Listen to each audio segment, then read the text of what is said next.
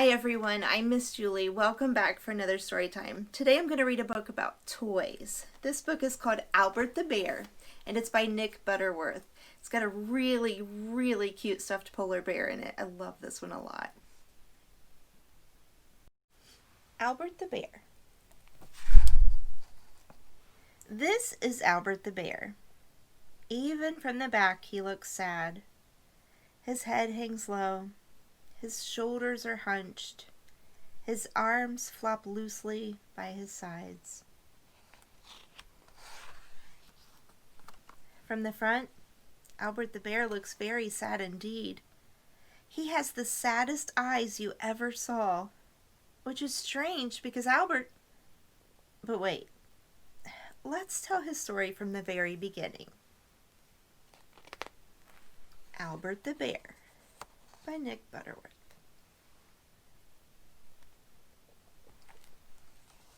When Albert the Bear first appeared in Mr. Jolly's toy shop, the other toys could only stare.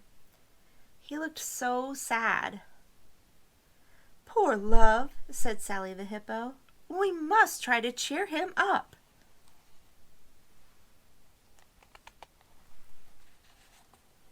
"You could do your funny dancing," said Toby the cat.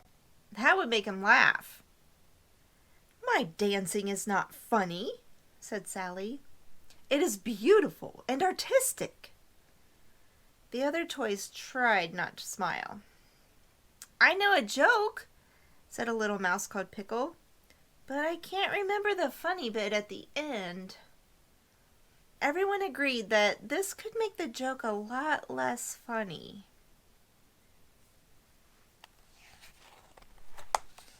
Then Jack-in-a-Box had an idea. "Why don't we all try very hard to think of something happy and funny? Something to cheer up a very sad bear. Then we could put everything together and make a show." It was a good idea. Everybody thought so. The toys sat quietly thinking, what could they say? What could they do? Maurice the steam engine let off a little steam as he tried to think.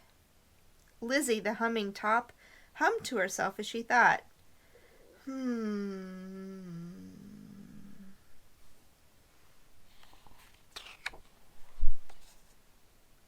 remembered my joke," squeaked Pickle suddenly. "Shh, dear," said Sally. "I'm getting an idea." All at once it seemed that the other toys were getting ideas too. Toby began to smile, and Jack-in-a-Box started to chuckle. Sally began to titter and went to find some face paints. Albert the Bear watched as the toys became very busy. What was going on? What were they up to? Albert did not have to wait very long to find out. Sally was the first to introduce herself. "Good evening," she said with a bow. "I am Sally, hippopotamus and ballerina. This evening, we, the toys of Mr. Jolly's toy shop, will present a happy and entertaining treat to cheer, amuse, and tickle the funny bone of a very sad bear."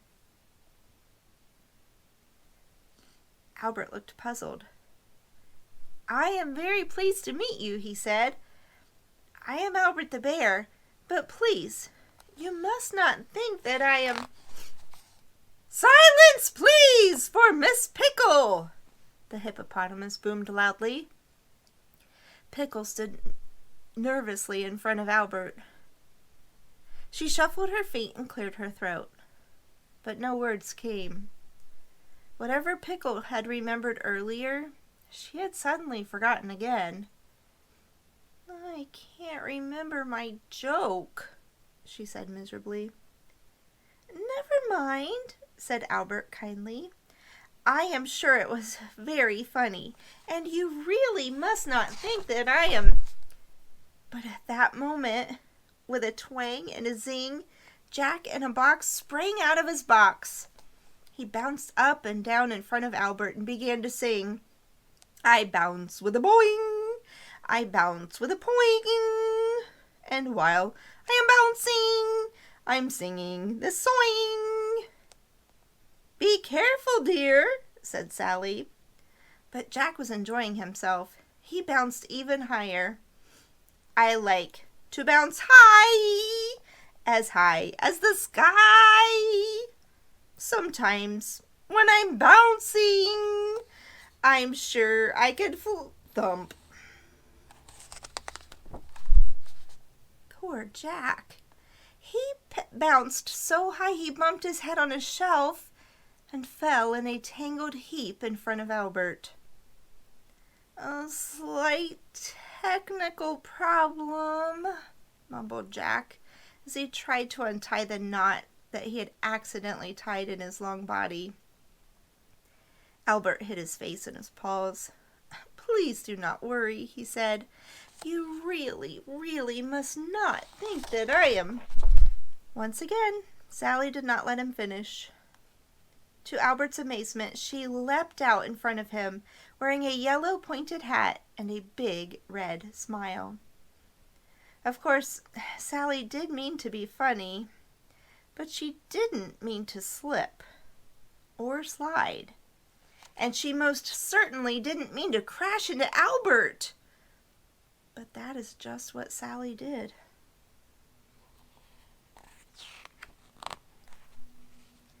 The bear and the hippopotamus landed together in a confused heap. From underneath Sally, Albert let out a great roar.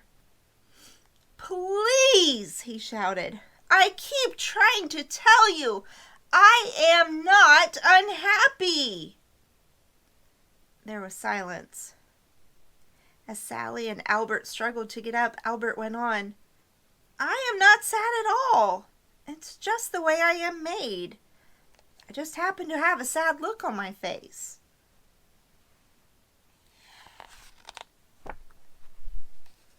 Oh, no, you don't, interrupted Toby the cat. Not anymore. Suddenly, everyone saw that Albert the bear was wearing a great big red smile. It was Sally's smile. Oh, silly me, said Sally. I'm so sorry. I must have kissed you by mistake. The toys began to laugh. But what was happening to Albert? His shoulders began to shake, and he grabbed hold of his tummy. His nose wrinkled up, and his sad eyes almost disappeared.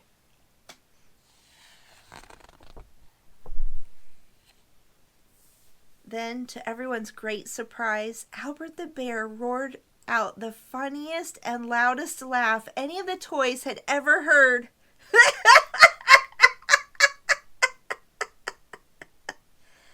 Albert's enormous laugh made everyone else laugh even more.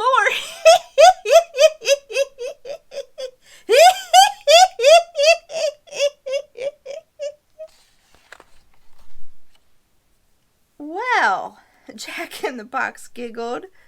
Who would have thought that a little kiss could put such a big smile on someone's face? Everybody laughed again, and the biggest, deepest, loudest, and funniest laugh of all came from a sad-looking bear called Albert.